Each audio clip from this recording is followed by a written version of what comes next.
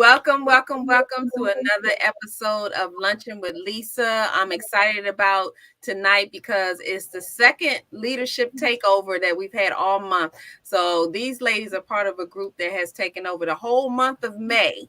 And with Lunchin with Lisa, and I'm excited to have them here. Before we get started and talk to who we have here with us today, we're going to go through a few things that are going on with Lunchin with Lisa and Dove Style Magazine, because I try to keep busy with some of the things I have going on. So I will share with you that we have DSM Media has a lineup of shows that come on every week. So I wanted to share the lineup with you. On Tuesdays, we actually have Upfront Mind, Body, and Soul with Michelle Bolden Hammond, who is she's the host of the show. So please tune in every Tuesday, 7 to 8 p.m.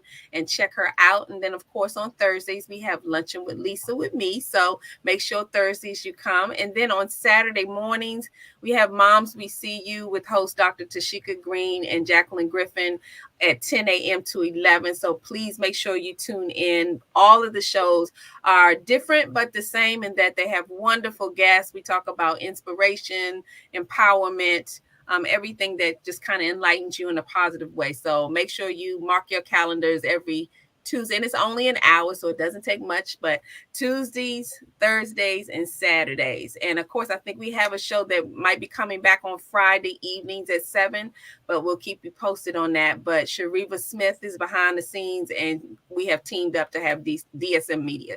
So I also wanted to remind you all that this is the 10th year for Dove Style Magazine. So in celebrating Dove Style Magazine, we actually are working to have an awards program in November or December of this year called the Hidden Treasures. And what that is I like to acknowledge people who sometimes we don't see. They're putting in the work. They're doing wonderful things, but we kind of skip over them because we're used to seeing certain people highlighted. And I like to shine the light on those who you never knew were actually doing some of the same things. So that's what it's going to be about. I'm recognizing some people. We're also going to have a nominations program set up with that. So that's coming to the end of this year. I also wanted to share with you all that this Saturday, I am going to be part of the Favor is Fair Summit 2022. I was part of it last year, and given the couple of weeks that I've had, it's time to breathe. So I am so ready for Saturday. If you all are not doing anything at 10 a.m., please go register. I believe it's free. Go check it out and come join us. But last year was a powerful conversation. And Victoria Holland is actually the host, and she is at it again this year. So Saturday, that's what I'll be doing. Next, we're not going to talk about the virtual launch yet. We're going to move over to the following weekend. I'll actually be hosting, along with another co-host. Hosting the Leading Within conference with visionary Sharon Parker. Sharon, thanks for tuning in. We will be having a wonderful mix and mingle with Sharon. And I think I have some information that we can give you. We can share with you that this mix and mingle, you can pre-register. It's actually the 9th annual conference. We've done this. Sharon has done this every year consistently. She doesn't miss a beat. It's an amazing conference. The networking is outstanding, and the synergy is everything. She is the synergy queen. Sharon brings people together. And this mix and mingle is just kind of a prelude to what's happening in September. So if you do come and join us at the Mix and Mingle next weekend, what you can do is get 20% off your ticket for September. And the best thing to do is lock it in now so you can join us. So please make sure you register for that. And we'll continue to give you information on those events. I also wanted to, shout out my children's book. I have a children's book called When Gigi Meets Cam, which is my legacy project. It has to do with my children's Cam Capers book series. This is the first one. And this is actually matching what me and my grandson actually spending time together growing up. And this was the very first book, and this was the day that he was born. and I am capturing it in these cam capers, and I need to keep up because he's growing fast. But I have about 3 more books that I'm going to add to this. And the unique thing about this book is it was a year in January. And the other thing is that the picture on the cover is actually a picture that we took, and the graphic artist was able to make it look like us. So every time he reads this book, he calls it my book when he comes over, and he recognizes everyone in the book. I tried to make the characters look like mommy and daddy.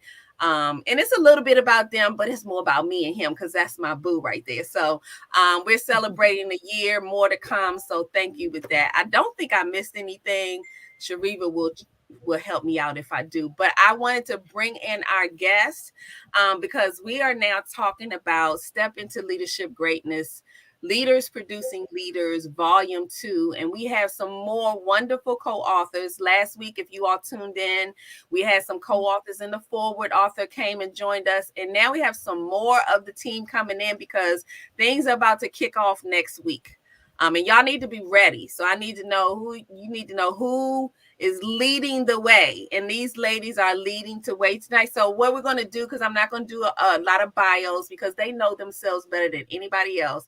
So I want to introduce you to each of them and have them tell you who they are. And then we're going to get into a discussion about leadership, which is what I've grown to love to talk about. But these ladies are not just talking about leadership. They are leaders. So let's start with Dr. Teresa. Welcome to Lunchin with Lisa. This is not your first time here, but thank you for this because you're here as the co-author of Step into Leadership Greatness. So tell us a little bit about you. Well, once again, yes, my name is Dr. Teresa Ann Mosley. I'm originally from Fayetteville, North Carolina. I'm a U.S. Army veteran, a 7-time best-selling author, a 2-time international best-selling author with my #1 best-selling book with Dove Publishing, Creating Ambassadors of Peace. Yes, I've been in education for 28 years. I retired in 27 days. Yes. And I will be full-time. I am an inspirational and motivational speaker, and I'm so excited to be with you here today. Thank you so much. Absolutely, Teresa. As you can see, there are leaders up in here today. So I want to jump over to Deborah Mack. Tell us a little bit about who you are. Good evening, everyone. Deborah Mack here. I've been a small business owner, a marketing communications. I've been in federal government as a civilian for 29 years this October. And most importantly, I've been a loving mom. I have a wonderful dog named Rudy. He's lovingly known as our trust fund baby. 7 grandchildren. Only one is a girl, so we're having a lot of fun with her, and just super excited to be in this group, to be a part of this project. I think there's just a lot inside of me that has come out in my chapter that I've been wanting to share for a very long time on a broader spectrum. Been doing a lot of mentoring for many years, and just super excited to be here. Thank you so much for joining Lunchin with Lisa. I can't wait to get into conversation about leadership with all of you. So we're going to drop down to Coach Alanda Brooks, the Becoming Coach. I know that's right. So tell us a little bit about who you are. Hello, I'm Alanda Brooks. I am affectionately known as the Becoming Coach. My brand is I Must Become Enterprises, and I'm also a publisher at I Am Becoming Publishing. I host a show called I Am Becoming. So I'm a mother of 3 lovely children, and I'm also the co-founder of Women CEOs Rock. And I am also now a 4-time international best-selling author. That's what I'm talking about. And we're lifting some of these numbers. So yeah, we're not stopping here. So we're going to jump over to Chantel Edwards. Please let us know, who are we talking to? Who are you? Hi, everyone. So first and foremost, I am super excited to be here tonight. I kept looking at my clock saying, "Ooh, is it time for Lunchin with Lisa? Is it time? Is it time?" So I'm elated to be here. I am an Air Force veteran. I also served as a federal employee for the Department of Homeland Security, and currently I serve as a director of cybersecurity at a Fortune 100 company. In my personal life, I am a mother of 3 boys. The oldest is high school age, and the youngest is in elementary. So I have the range of experiences that way. I also have 2 dogs in my house, and the dog is the first time I had a female as part of my tribe in the house. So I have a lot of different things going on and different pockets of how to work within. But thank you everyone for joining, and that's me. Absolutely. So you see there's some leadership going on there too. Even with the animals, we have to lead the way. And last but certainly not least is Danica Davenport. Welcome to Luncheon with Lisa. Tell us a little bit about you. Thank you so much, Lisa. I'm really honored to be here. I'm originally from Greenville, South Carolina. I was then in the DC area for about 20 years. Actually moved there with my mother and father, and then ended up here in Houston, which is where I'm located right now. I have over 30 years of human resources experience, and I currently work in big law. I work for the third largest law firm in the world. I'm an HR talent business manager there. So fun times all around. I'm also the president and CEO of my own coaching company. It's called HERS, and that stands for Helping Every Woman Reinvent and Reach Her Summit. And what we do is we help women in midlife to reinvent and to dream a new dream. And so I'm excited to be a part of this new project and just excited to be here. So that's me. I love it. And I'm excited to have all of you all join. I keep forgetting to mention when I do the Luncheon with Lisa that I'm also a co-author, because I get so excited about y'all chapters. I forget totally about the fact that I am a co-author too, but I'm intrigued with the different ways that I've learned and discovered that leadership exists. And all these ladies have talked about different ways. So I will start with, we're going to go in the same order, but with Dr. Teresa, she actually had the pleasure of being on volume 1. So with that, it's such a testimony to Dr. Jennifer and what she brings to the table that somebody would want to return and do this all over again with her, because it is a lot of work being a co-author, being the publisher, whatever role you're playing, it's work involved, and want to do it with the same people. Sometimes it's kind of like people like, nah, I don't want to do this again. But Dr. Teresa's like, yes, I have to do this again. So tell us a little bit about why it was important for you to be part of this book project, Dr. Teresa. Well, in volume 1, I talked about me being a transformational leader my first year as a high school principal, but it wasn't enough. So volume 2 gave me the opportunity to talk about the 4 tenets of transformational leadership. So I take a little more of a deeper dive into individual consideration, idealized influence, intellectual stimulation. And so it gave me an opportunity to tell little stories and just add to it. So I really needed to be in volume 2. Absolutely. I like the fact that you were able to dig a little deeper into the same subject matter. So people that come back that have volume 1, and it's also a little trick to that. So you need to go and get volume 1 so that you can know what Dr. Teresa is talking about. You got to have the full story, but I'm sure that that's an honor to Dr. Jennifer to have you back in. So we're going to dive a little bit more into that in a minute, but I wanted to ask Deborah. So tell us a little bit about why it was important that you be part of this leadership book project. Oh, absolutely. Well, I used to work for and with Dr. Bryant as her speechwriter, and we did a lot of work together in for domestic violence awareness. She's a great hostess. I was a part of the support staff, and we put on really amazing events across the federal workforce. And so when she asked me to participate in this project, of course, I had to say absolutely yes. For a number of reasons, but also I've been wanting to share what I've been sharing with a number of my mentees over the many moons that I have been helping folks to do better and to actually get employment within the federal government. Because we know that can be a challenge trying to transition from, the private sector to the public sector, and also working with newly retired military personnel as well, because that's also a transition to go from being in the military to civilians service, to anything from wardrobing to resumes and all that kind of good stuff. So when she asked me, I just felt compelled to join in and to try to contribute and share as much as I could within that chapter.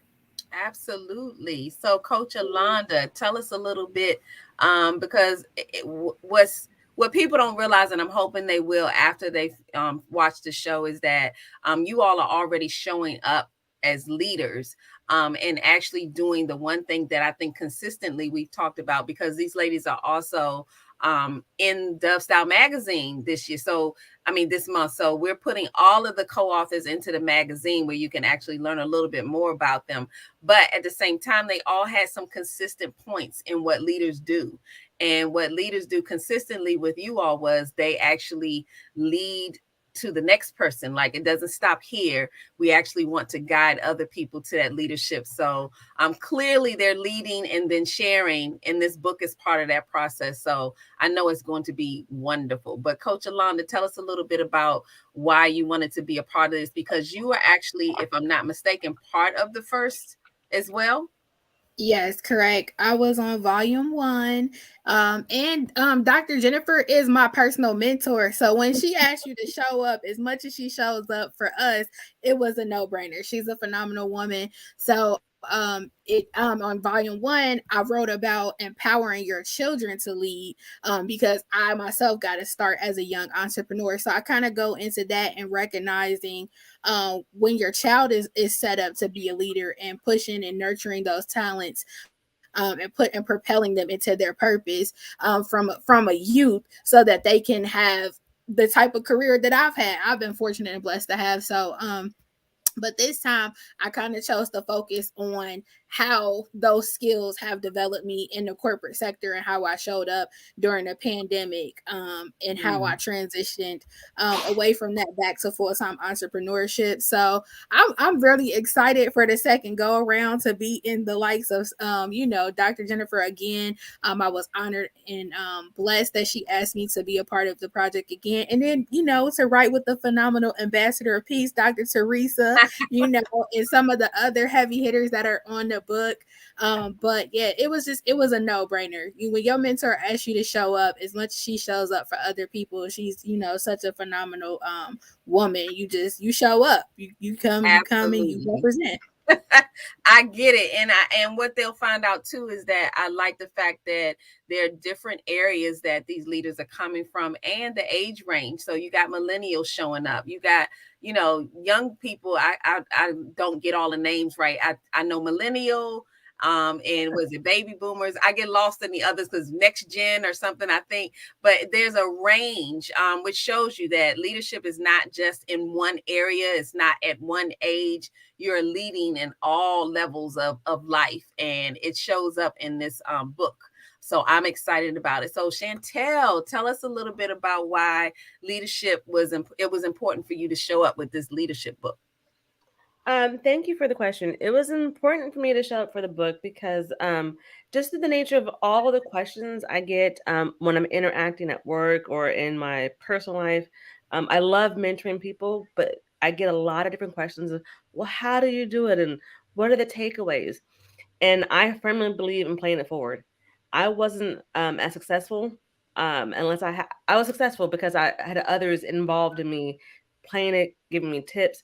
There are tips today that I received years ago through passing from successful females who had nothing to gain besides pulling me to the side and letting me know. And I feel like that's something that I need to keep sharing and keep making sure it grows because we need to help each other. Absolutely. Absolutely. And Danica, tell us a little bit about why it was important to be part of this leadership project. Sure. Well, I was asked to be a part of it by another author who's not on tonight. And I just was honored when I saw Dr. Bryant's bio, as well as the other ladies who some of them are here tonight. And so just really honored that I was asked to be a part of it. So I thought this is exciting to talk about leadership and to be a part of a group of women that really understand the importance of it. As I mentioned, I have over 30 years of human resources experience, both in federal government for-profit, nonprofit. I feel like I've done the whole gamut. And one of the things that I've noticed specifically for Black and brown women is that their challenges. It's not always easy to be a leader. We have sort of internal dialogues that go on. And so my chapter kind of talks about that, how we could recognize it within ourselves, in others, those challenges, and help ourselves and others to overcome them so we can be the best we can be. So that's why I wanted to be a part of it. Absolutely. So you did mention your chapter. We're going to come back around to you. We're going to mix it up a little bit, but I wanted you to actually just share the title of your book. We're not going to give them too much because we have plans for you all for next week, so you can come out and be part of the virtual celebration, and we'll give you information on that shortly. And we're also going to tell you how you can make sure that this book is going bestseller, international bestseller. So we're going to allow you to be part of this process because we don't want you to miss it. So we'll definitely make sure you have all the information. But I wanted to kind of get into the subtitle. So the first volume was that the leadership is not just a title. And we took it a step further. So Dr. Jennifer actually said, this time we're going to talk about leaders producing leaders, that's deep. Because in order for you to produce another leader, you have to be mindful of how you're showing up as a leader. So let's start with Deborah. Tell us a little bit about leaders producing leaders and what that meant to you. Why did that add a component that was really important for leadership? Well, thank you for that question. In theory, in theory, it sounds really great, right? But how do you practice that? Because I want to talk to Daniqua's point on having that internal awareness and that external awareness and the introspection, really to actually lead at, your peers, your subordinates, lead your leaders. And so when I heard that, I was like, wow, that's a really deep subject. There's a lot to unpack. So for me, it was more about, because of course we have a chapter. I'm not going to tell you how many times I had to delete, save over here. So I'll use that for next time. To scale it, to actually scope it, to meet the parameters. And because there's a lot to unpack. And so for me, it was more about how have I contributed to others' success? But most importantly, what have they done with the information that I've provided to them? Because that in itself is key and critical to any mentor or mentee relationship, or leading leaders is in any space. So if I'm the subordinate and I'm sharing my knowledge, skills, experience, and everything that I have with the leader, if they don't take it and execute, then there's nothing there. Got you. I think we lost her. So we'll pull her back in when she comes back in. Success. But there she is. Okay. No, I'm still here. Yeah, that's success. So but that is what that subtitle kind of invoked in me, like, just once again, a lot to unpack. So I tried to scope it to be, very specific to the ins and outs of that expectation of what do you do when somebody gives you the tools, right, to become a great leader, or to advance to the next step, or whatever that is you've chosen to do. Yeah, because it's like you can give it to them, but there's a step after that.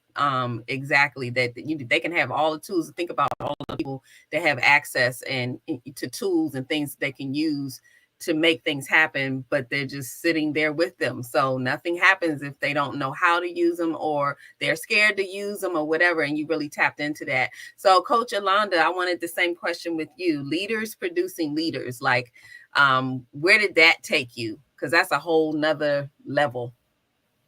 I believe I live my life in a posture of reciprocity, and not so much reciprocity to get to give, but I feel like we are all like a piece of the cycle. So I feel like you have to produce. I think about my children. I have to produce leaders because somebody has to lead them. So I feel like it's our responsibility to be that part of the village for any man, woman, or child, because if we don't produce leaders and pull while we climb, then who will be here to lead the others? We got to replenish the earth. You know what I'm saying, with leaders. So I think about being a role model, that I'm blessed to be a blessing. I'm grateful to have a great mentor that has propelled me forward and aligned me and put me in position to be a good leader. So it's just necessary, I feel like, for us all to continue to replenish the earth for our children and our legacy. Absolutely. I totally agree. So, Chantel, we're going to throw that same question at you. We're going deep. Leaders producing leaders. That's a very good question. So for me, when I thought about leaders producing leaders, I wanted to kind of make sure I touched on a topic that I thought was a little more complex. And I say that because I interact with a lot of great people that have the leadership in them, and they're hungry for it. So I wanted to kind of challenge people with a topic or an approach to leadership that was a little bit complex and kind of simplify it. Um, I wanted to make sure that they had tools to be in all the various different situations, with people, the forums. I thought that if they didn't read anything else from me, what could they benefit from? And so mine was how to react in very fluid environments. And that's what I wanted to kind of impart the next person with. I love it. So, Danica, I'm going to ask you the same question. Thank you. Yeah, that's it's an interesting question. I wanted to focus more on the challenges we face being leaders. I believe all of us can serve or do serve as leaders, regardless of our title in an organization or family or whatever the case might be. But I really wanted to focus on what are those challenges we face in terms of showing up as a leader in whatever space we actually occupy. And so I talk a little bit about the challenges I faced and those I've noticed in other leaders within companies and, personal life, and what I've done to assist in overcoming my own challenges without giving away too much about the chapter, as well as assisting those who or new leaders or been in place as leaders for a while. Because I think ultimately, we sometimes forget what we've done, what we've accomplished, all the stuff that just makes us wonderful. And so I believe we have to overcome some of those challenges and remember those great things. And then that then propels us to the next level in our careers or in our lives. So. Absolutely. Because as leaders, sometimes you just jump right in, whatever needs to be done. You forget all the details. It's like, no, where do you need me? And by the time you're finished, you on to the next project and forgotten all about, because you're just there to do what needs to be done. So Dr. Teresa, leaders producing leaders, talk to us. I think it's very important for any leader in any organization, be it the president of the United States or a Girl Scout leader or the mom or senator. I think it's very important that you build the capacity of the people around you. And there are some people that might be quiet members in your organization, but if you build their skills, if you teach them the leadership skills, if you teach them everything about the organization, then you can hire from within. You can build their capacity. And so I talk about using the 4 I's: individual, consideration, inspirational, motivation. Because here's the thing. If you inspire your employees to be all they can be and recognize their strengths and weaknesses and build upon them to make them better, it will lead to success in your organization. It will lead to prosperity for you, and it will lead to inner peace. So I tie everything back to my vision. Like, it's very important for people to be happy when they leave work. When you're happy when you leave work, you're not going to have the road rage. You're not going to go home and knock the wife over the head or the husband. You're not going to beat the kids. It's so important because just like schooling is compulsory from K to 12, people have to work to pay bills. So when you're there, learn something. As a leader, Know who your employees are, build their capacity, teach them to lead other people. I love it. I've been with federal government for about 27 years, but I grew into this, but it was kind of like the morale of the office is everything. You can have a mission to accomplish and everything, but if your team or the group of people that are around you are not getting along, they're feeling some kind of way, no work is going to get done because they're busy trying to do all of that other stuff. So morale has got to be on point. So yeah, you hit the nail on the head with that. So what we're going to do is we're going to take a commercial break, and then we're going to come back because I have another question for the ladies. So we will be right back.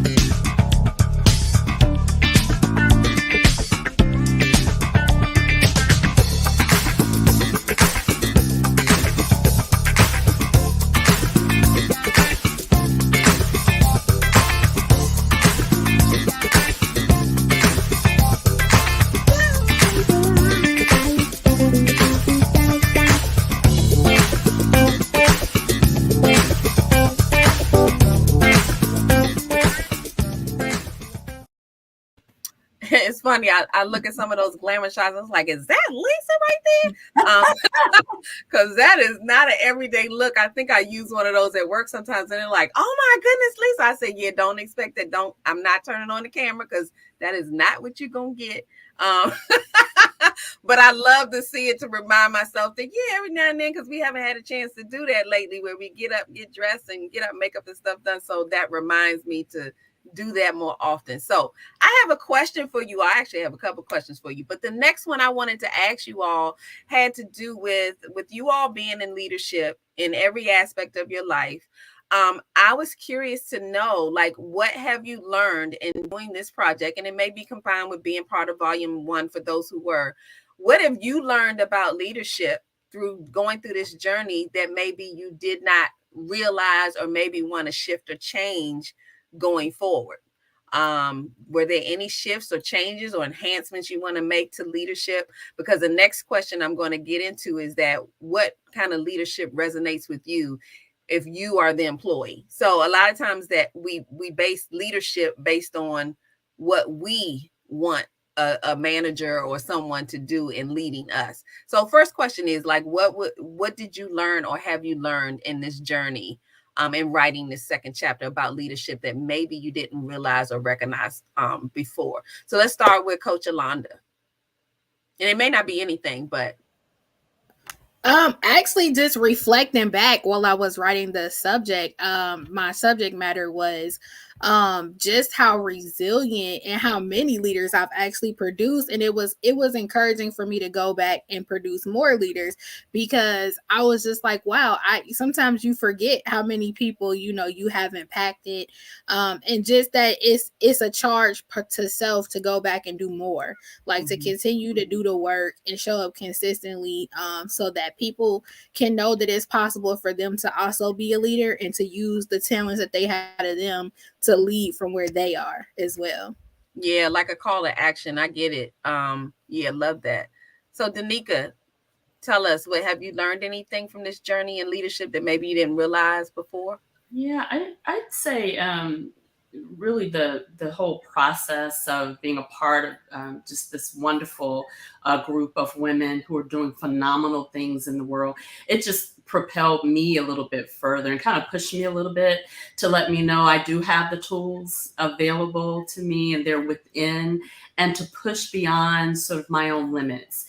And again, I was just really, I'm still just in awe of each of you and those who are not in the group tonight, because I just see everyone is just such a powerhouse. It is incredibly inspiring, especially to be a part of a group of Black and brown women who are doing things and are pushing themselves. So for me, it was just a reminder, push past your limits, because the world is huge and people need to hear your message. Absolutely. Dr. Teresa? I'm going to start with that first book. That book sold out of my bookstore in less than 8 hours. And then I have copies that I carry. Everybody wants a copy. I took this book to Paris. You might have saw that on a screenshot on Facebook.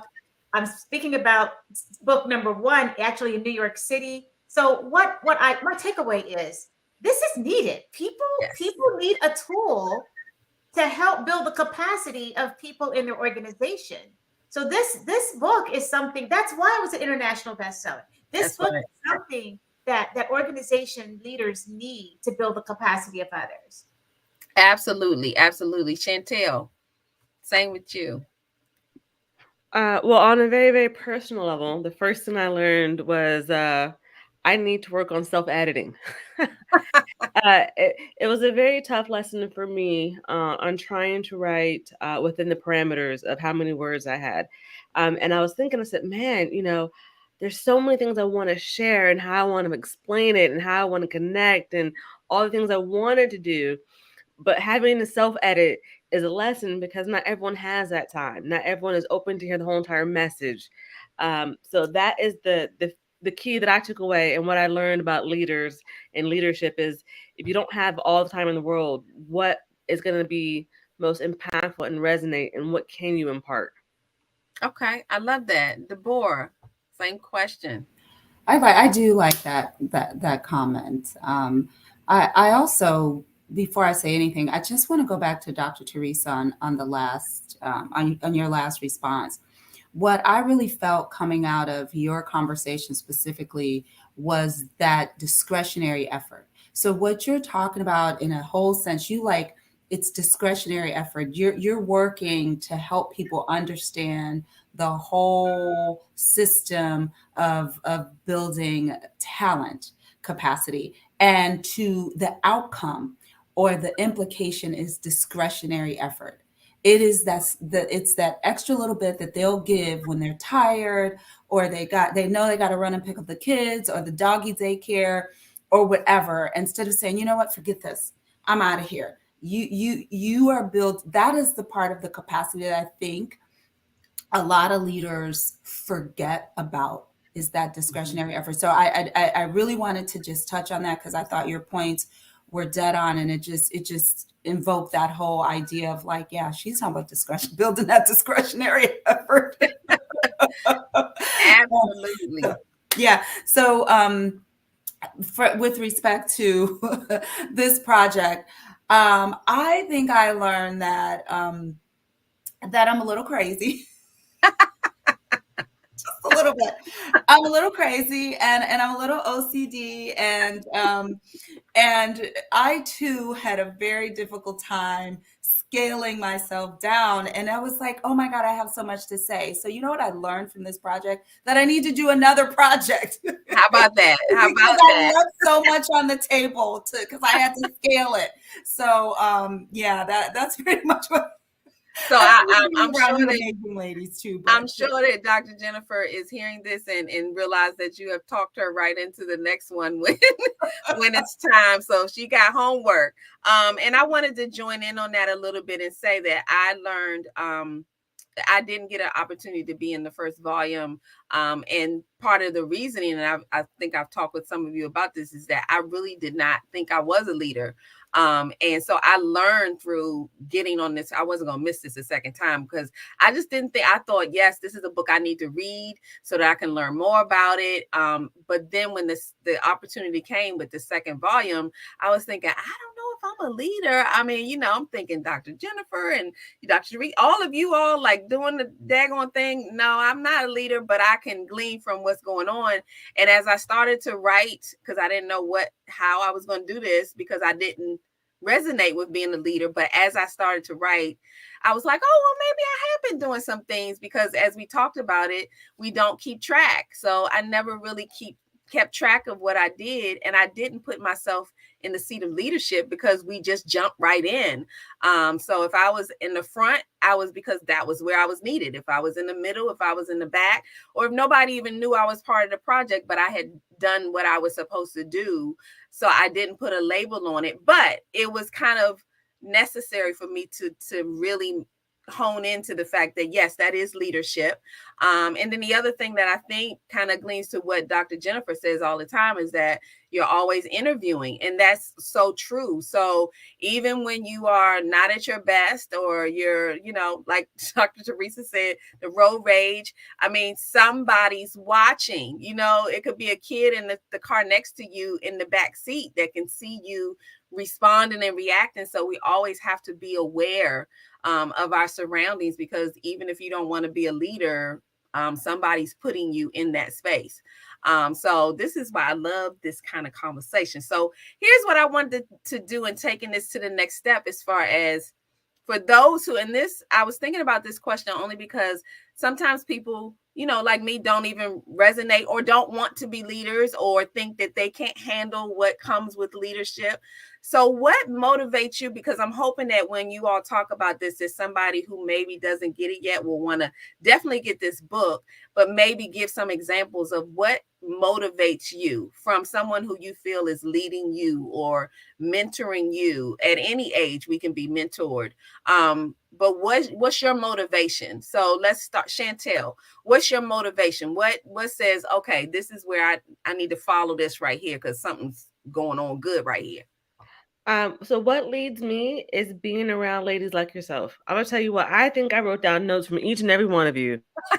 And so that's what leads, no, that, from the bottom of me, that's what leads me. When I hear inspiring, intelligent, this goodness emanating, these tidbits of knowledge, and like you've been there, relatability, that inspires me to do better and be better, because I want to be like you ladies.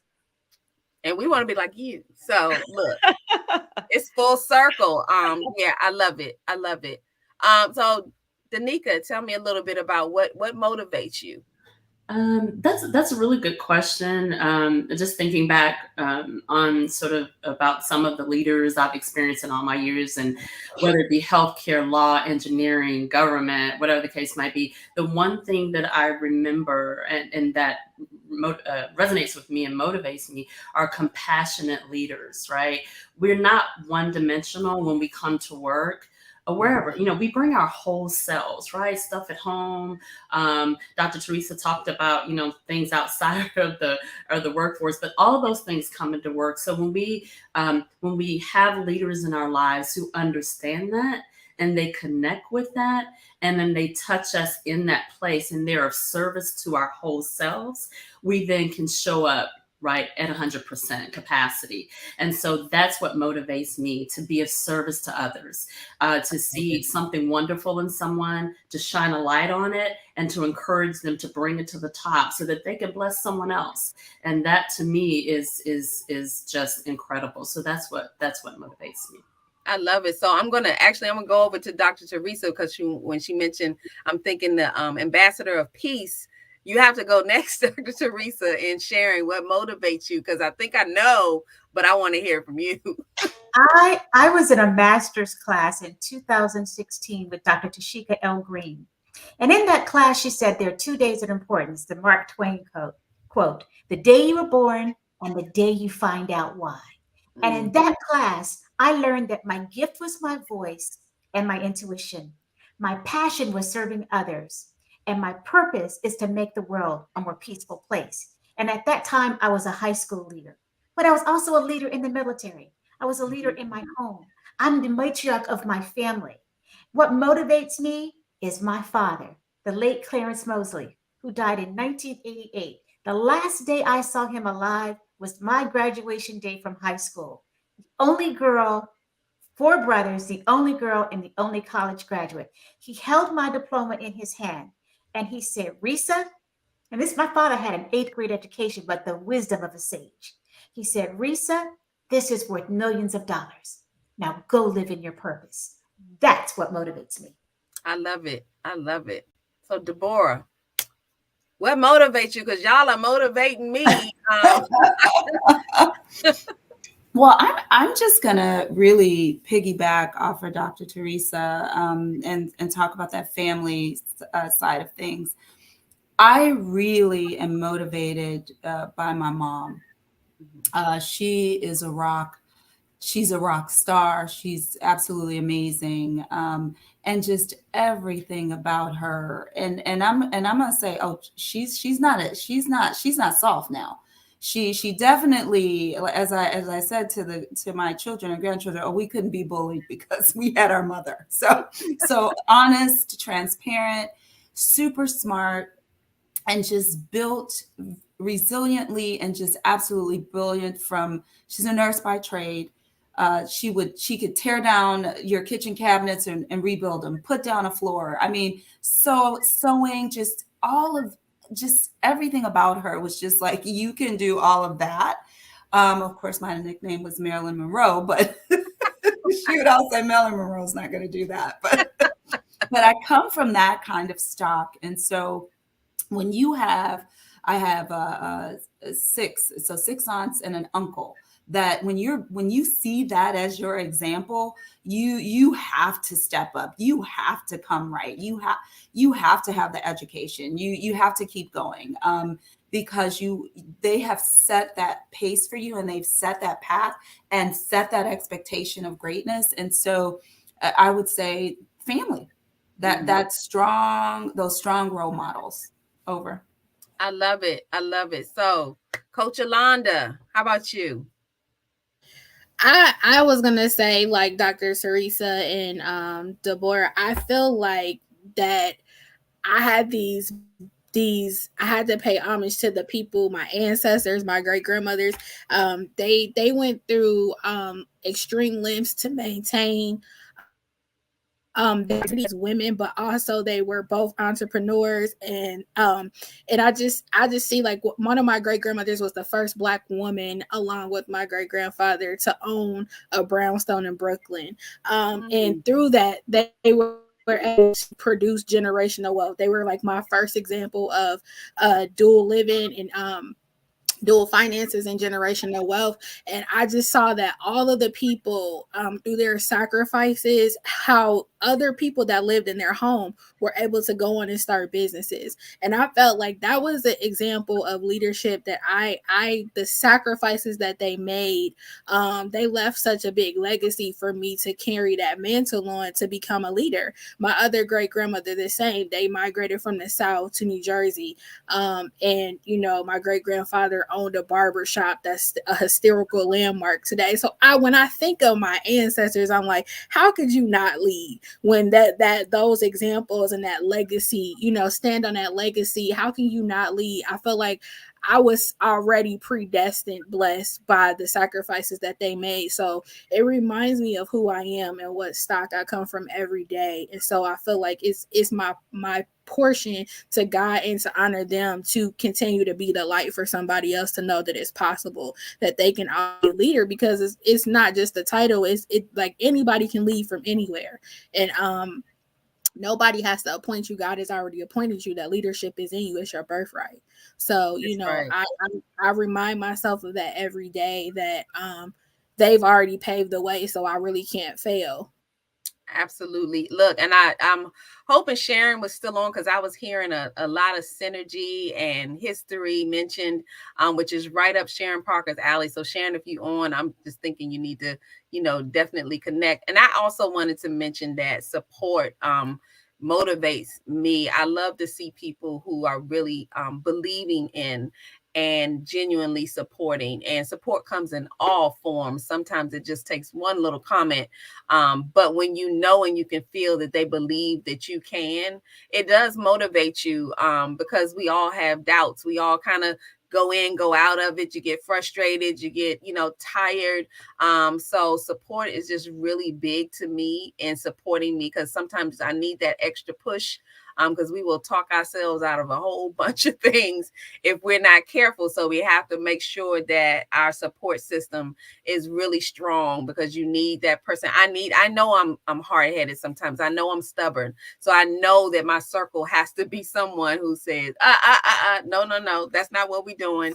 But I have to recognize that in myself, because otherwise you'd be that person when somebody pushes back, you like, don't tell me what to do. But I know when I need to have several seats and listen, because my support system will let me know, which they have, and they make me be quiet or as shut up, as my book would say. So what I wanted to do right now, before we get into how everybody can connect with you, because we could really go on, I could talk about leadership for hours and hours and hours, but we have something wonderful going on next week on Tuesday and Wednesday, right? Is it the 17th and the 18th? So let's talk a little bit about that. I think we have the flyer that we're going to put up about the virtual launch of Step into Leadership Greatness, Leaders Producing Leaders. Dr. Jennifer Jones Bryant is the visionary keynote speaker. We also have Donald Drummer, who's going to be a keynote speaker. This is going to be an amazing day. We want you all to go. And I think I have the information that I can drop at the bottom too on how you can register and be here. It's going to be a DJ. All of the co-authors are going to be in the room. And we're really going to celebrate this huge launch that's happening. So we want to make sure that you're there. If I've missed anything or any of the co-authors that are on with me tonight, is there anything I missed or you'd like to share about what you think is going to go down on Tuesday? And then we will mention what's going to happen on Wednesday, because we don't do it in one day. We coming back. So yeah, don't get comfortable. Did y'all have anything? So what we're doing on Thursday, the very next day, is we're having a bestseller campaign, which we're also encouraging everybody to be a part of. We are really, really excited about this book. And Dr. Jennifer, if you see one of us, so you have the 6 of us on here. Last week we had some co-authors. We had Dr. Mary is the forward author. But if you see us out on social media, please check us out, check our pages out, get the information, hit us up if you're not sure where we go, what we do. We will make sure that you are there. But I really do think that this book is going to move mountains. And I do think that leadership is just a thing that we should be talking about. Because I think even with young people that they need to recognize early on that it's within them. I think a lot of times they don't even start to think about it until they're in a situation. But yeah, even as little people, have you ever seen, I thought about it when my son was younger, especially with the young ladies, that it was always a little girl who was just pulling him around somewhere, go here, go there. And we actually called it bossy, but if you think about it, it's something that was within her that was leading and guiding. And yeah, she might have had a little sassy on it, but I would just laugh because I said, she is just dragging my child all over the place and he's just going along. But that involves trust, when you trust somebody and you just say, okay, well, wherever you taking me, I'm going to go. So I love it I love to see it in young people because I think you can see it at an early age. So I want everybody to go around, Robin, and tell us how we can connect with you. And of course, this is not the last time you'll see these ladies. We'll be back again next week with more co-authors because we come deep, y'all. Y'all have to understand when we step into leadership, we stepping in deep. Okay. So I wanted to start with Dr. Teresa. Tell us where we can find you, connect with you to see about this book and any other wonderful things coming up. And please share if you have something that's coming up, let us know. I think you're on mute. Yes, the best way to reach me is from my website, creatingambassadorsofpeace.com. It links to all of my social media sites. I also have a YouTube channel. Please subscribe, ladies, to my YouTube channel. It's Dr. Teresa A. Mosley. I am going to speak in New York on transformational leadership, July 14th and 15th.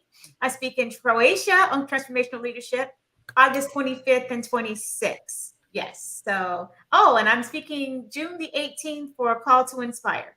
So as you can see, she is not playing with this leadership game, and you all better get in somebody's house and see what she's talking about. And it's directly related to this book too, because that's what she talks about in Step into Leadership Greatness. So Deborah, tell us where we can find you and connect with you. Yeah, so I can be reached at IG, Atonia7, and on TikTok, believe it or not, at DebShy2, and via my Facebook page, DMackFit _@-50. So hit me up. Would love to talk, chat, and share my thoughts and hear yours on leadership. Thank you so much. So Coach Alanda, the Becoming Coach, tell us how we can find you. You can connect with me on Facebook and Instagram under I Must Become One, LinkedIn, Becoming Coach, Twitter, The Becoming Coach.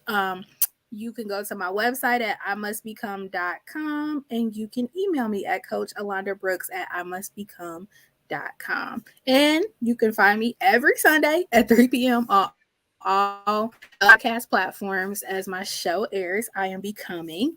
And what I have coming up next, I just released the international bestseller 2-book project called Diamonds and Pearls Affirmation of a Mompreneur Who Rocks. And we also have an interactive journal with it. And Dr. Jennifer Jones Bryant was our forward author. So Yes. You can go grab your copy of that. It tells you everything that you need to know to kind of jump into business as a woman, and gives you creative strategies on how to attack and approach business. So I'm excited about that. Thank you. So let me say, you all must become connected with Coach Alanda, because she is doing major things over there. Dr. Teresa, Deborah, and Danica, tell us where we can find you. Thank you. You can connect with me primarily on my website, my coaching website, www.hers.live, Live. You can also find me on LinkedIn as well as Facebook, just under my name, Danica Davenport, and we can connect. So thank you. Absolutely. And Chantel, where can we stay connected with you? So I'm like everyone else. I have LinkedIn, I have Facebook, but I'm gonna keep it simple. My email is on the board. My first name, middle initial S as in Sierra Edwards. Also, if you read the article that the lovely Lisa did on me this month, you'll have some more contact information at my website.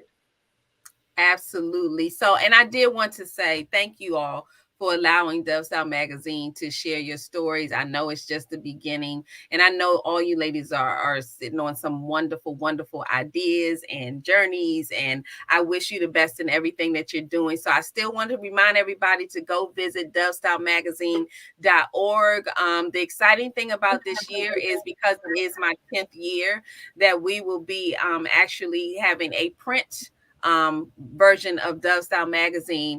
And this year we're going to be celebrating people. So I forgot to show you that the cover, Dr. Tashika Green is on the cover. She's the mother of the Maryland Mother of the Year. And Step into Leadership Greatness Volume 2 is actually written on the cover, because they are inside and they come, like I said, they come deep. So it's not just one or two articles. We have every single co-author, the forward, and the visionary Dr. Jennifer inside. So please go check them out, support. And this has been absolutely wonderful, ladies. I know I could talk leadership for days and learn from everything you all are doing. Keep doing what you're doing. I want to remind everybody to please come back every Thursday and check out Lunchin with Lisa. We go live on Facebook and YouTube. We also stream on radio platforms like Spotify, Apple. So please check it out. And more to come. We'll thank those who were able to come to the Power Shut Up Symposium. It was everything that I wanted and more. And I got homework from that. And so there's some wonderful things coming out of that. The Power Shut Up is really my baby. I know, all of you all that have book projects, that one that just motivates you through everything that you do. And believe it or not, I know some of the people who know me from way back, the Power Shut Up motivates me. Believe it or not, shutting my mouth is a motivation. And I can't believe I'm saying that. My mother's probably falling over like what? Not my child. So I appreciate you all for tuning in. We look forward to seeing you again next Thursday. But until then, and I want to remind you, some more co-authors are coming next week. So keep coming here and checking them out. And of course, that the virtual event is on the 17th, and then the best-selling campaign is happening on the 18th. So you're gonna be busy next week with stepping into leadership. So I'm just letting you know ahead of time. So don't say you got something else to do, because we already told you what you're gonna have to do. But thanks everybody for tuning in. I appreciate you, and we will see you next Thursday.